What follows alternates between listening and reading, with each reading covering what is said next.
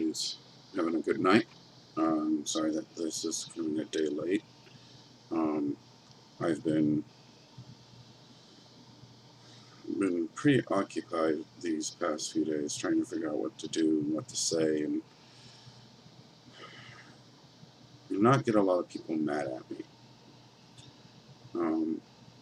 You see, doing these broadcasts is very, very hard. I am not going to kid with you. They're hard. And I want to make sure I'm giving you the right information as much as possible. That's why I do what I do. And one of the things that I do, I also monitor myself on YouTube. That way I'm giving you the right information and that we're all on the same page. But let me introduce myself. My name is Keith Langford. I'm the host of DKLJ Political News. We are planning on, again, changing our name to something a little more catchy and a lot more easier to understand.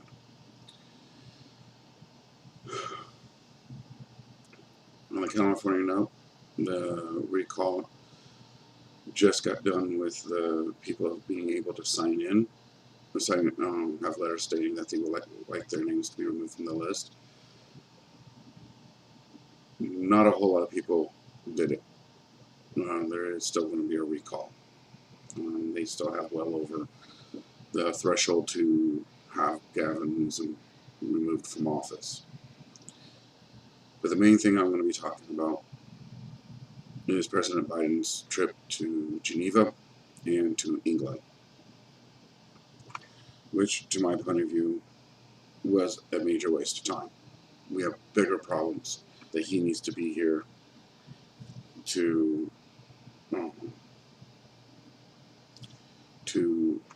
get control of. And him going to these two nations just to try to better himself doesn't cut it. Because the simple fact is, we need him here, not overseas. And doing what he's doing really does not help us. And by the way, if you do hear big bangs coming out from out of this broadcast, they are actually firing off fireworks around my neighborhood. They've been doing this every single night, and they haven't been stopped. And it's tiring. It really gets to a point that I just want to call the police and have them arrested, because quite frankly, they're endangering me and they're endangering the people around them. And it's not fair to anyone. But going on, yeah, President Trump has been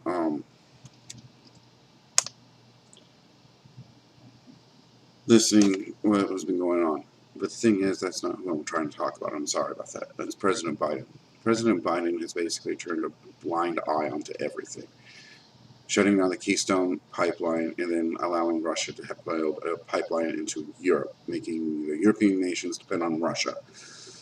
The Keystone pipeline was to help the United States out to be more self-sufficient. So why are we helping overseas companies instead of ourselves? We're supposed to be an independent nation as well, not a nation of the world. Yes, I do understand we should help the world out, but we need to solve our own problems first before we can help anybody. I don't understand why we should also be, how can I put this, getting into deals that we don't need to get into. The G7, the Paris Accord, programs like that. We don't belong in them. just recently, my dad and I, we were trying to find out the richest nations in the world because we thought the G7 was the top richest nations of the world. Well, we found out that the only richest nation in the world is the United States in the G7. And that's sad.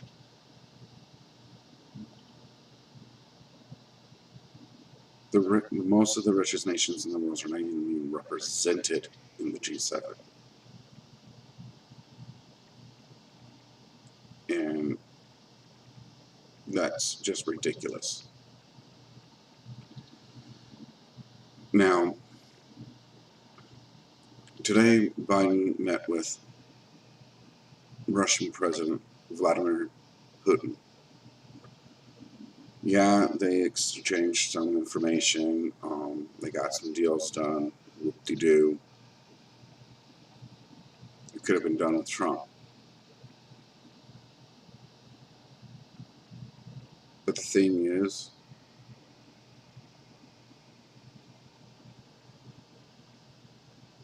ever since Biden has been in office, this nation has been attacked by cyber attackers. We had the Colonial Pipeline attacked. We've had our meat, JBL, I think it is, meat plant attack, cyber attack, and some other things have been attacked. And quite frankly, it's not fair.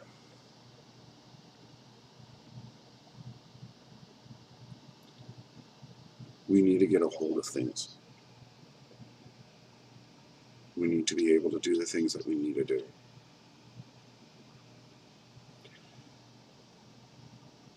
Now, according to Biden, they were in a meeting with Russia for 4 hours. I don't even think it was that long. I think they were just sitting around for a couple of hours and then had the meeting for a couple of hours, and that was it. And this is just me. But who knows? Okay? It happened on the other side of the world. It happened in Europe, in Geneva, Switzerland. And the more the things he's doing that's not helping this nation is going to make this nation worse. Today, my father and I, again, my dad and I, we were discussing, midterms, which were coming up next year. And we were doing hypothetically things that would, try to make this nation a better place to live. I am very conservative. But the thing is, I also listen to the other side. If I know that they're spreading things that shouldn't be spread, I don't know what to think anymore on their behalf. But the thing is, destroying this nation is not going to unite this nation. Uniting this nation means we get together and we solve our problems. From my point of view, Biden, Harris, the Democrats in the House and in the Senate don't even give a care about that.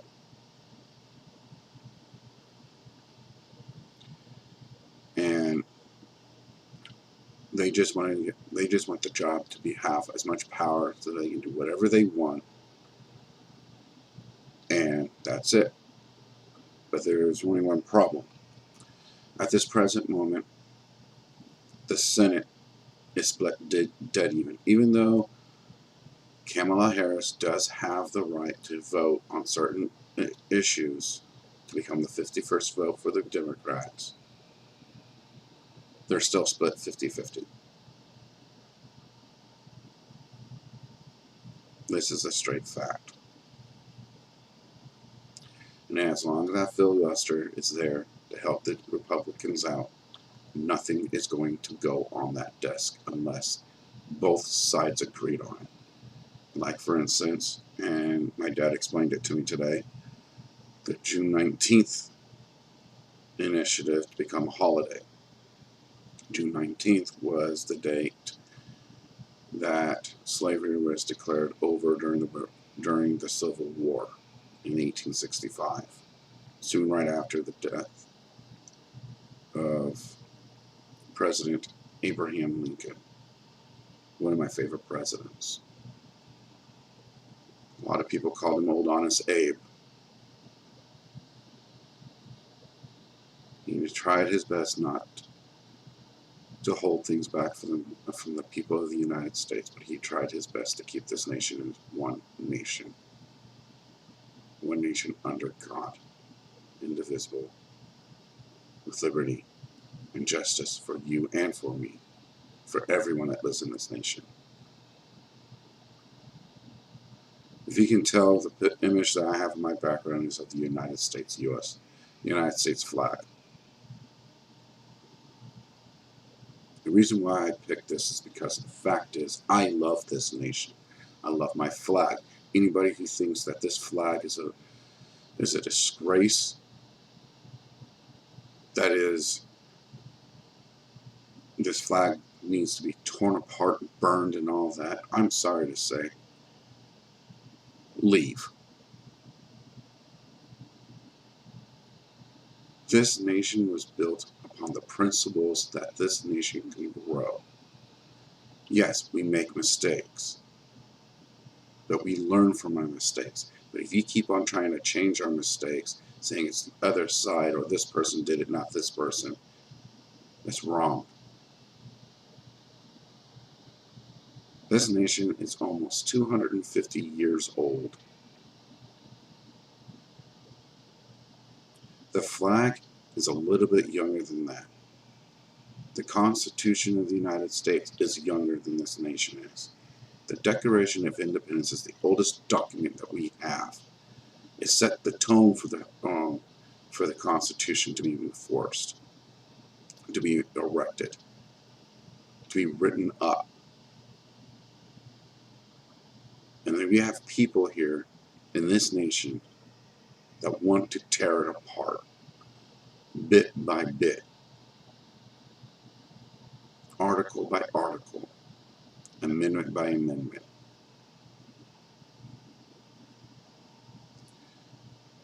We've had so much of our freedoms torn apart because people don't get it. We have people that love America but hate Americans, and it's a true statement. And the funny thing is, even though it was written into a movie called American President starring Annette Bening and Michael Douglas, that line is actually true as what's going on right now.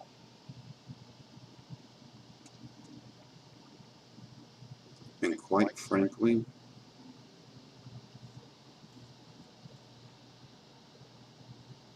we need to stop. Yes, the people were here on this continent before the nation became a nation. But it took those people that are willing to make a difference. And if we don't make a difference, then what the hell are we doing?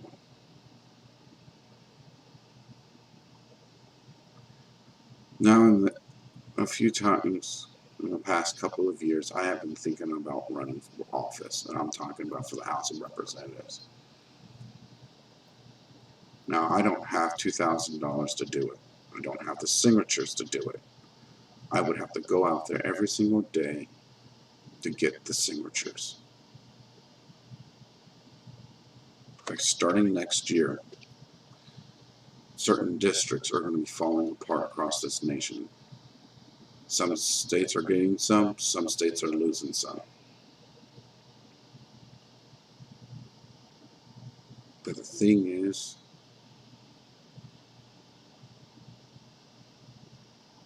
and it doesn't matter to me, we need to put the people in that are willing to make the difference, to work hard, making this nation better than what it is.